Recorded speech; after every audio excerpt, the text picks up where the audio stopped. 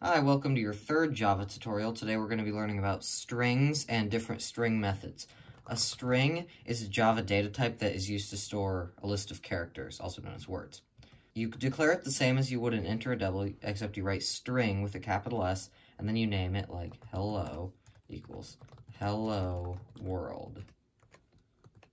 And then you can output it.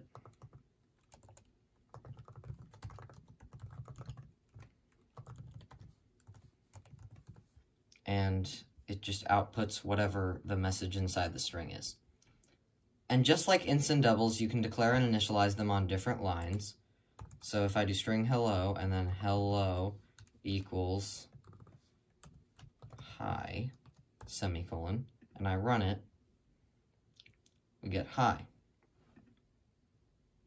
Suppose you want to have two strings together.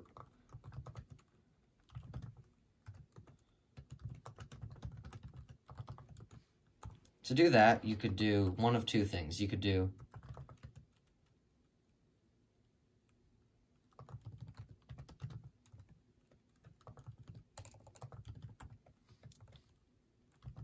what I did here is I used the plus operator, which is the operator to concatenate strings. Concatenate means to connect multiple strings together.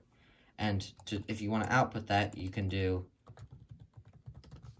there's two things you could do. You could either do this, hi, my name is Bob, or instead of creating a string that concatenates them both, you could do hello plus name in here.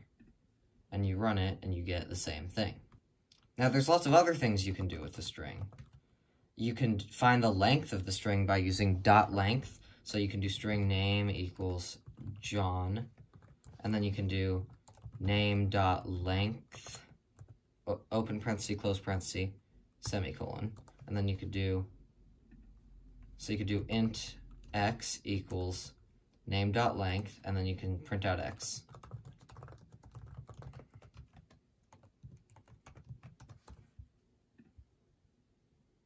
And it shows that the length is 3. Another string method is substring, which prints out certain parts of the string. So you can do string name equals Vader. And then you can do system name dot substring 4. And then when you run this, it outputs Vader. Because with substring, it sets the first character in the name Darth Vader to 0, the second to 1, the third to 2, and so on. And it outputs from the fourth character out. So 0, 1, 2, 3, 4 is H. And it outputs H Vader, because that's from the fourth out. You can also do 4 comma some other number, like 7, and it'll output between 4 and 7. So it'll output 4, 5, and 6. It doesn't output 7, it goes from 4 up to, but not including 7. There are other things you can do with strings, like what if you have a string that's a long message and you want it to go down to a next line, but you don't want to create another string? Well, for that, to make a string go to a new line, you simply type \n. When you're typing a backslash in a string, that signals that whatever comes after the backslash is a special character. And the \n means that it's going to go to a new line. So when we print this out, watch what we see. Hello, this is a long string that I will make go to a new line, which is what I did because of where I put the \n. Another backslash operator is \t, which puts a tab in. So if we do this, see there's a tab space between that and I, which is where I put the \t. Another thing, if you want to have a backslash in the string, you could do \\, and that will output 1 backslash. If you want to do more than 1, then you just type 2 more. So you have to type 2 backslashes for every backslash you want to show.